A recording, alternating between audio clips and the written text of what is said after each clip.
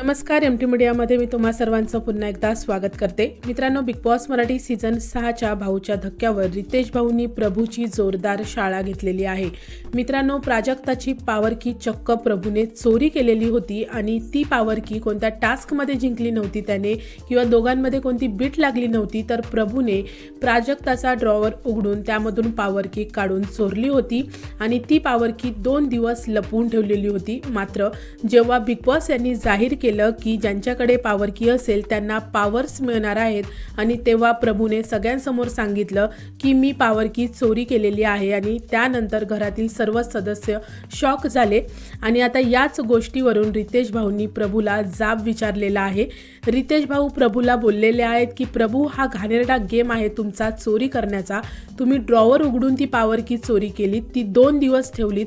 हा तुमचा प्रामाणिक गेम आहे. इतका घाणेरडा आणि खालच्या पातळीचा गेम आम्हाला आणि महाराष्ट्राला पाहायला मिळाला. बिग बॉसच्या घरामध्ये स्मार्ट खेळ चालतो, पण चोरी करून फायदा घेणं हे योग्य नाहीये. तुम्ही पॉवर की जिंकली नाहीये, तुम्ही चोरलेली आहे आणि या 2 गोष्टीमध्ये खूप मोठा फरक आहे. आज तुम्हाला पॉवर मिळाली असेल, पण तुम्ही ज्या पद्धतीने ती मिळवलीत त्यावर खरंच प्रश्नचिन्ह नक्कीच उभं राहिलेलं आहे. हे ऐकल्यानंतर प्रभू पूर्णपणे शांत झालेला आहे.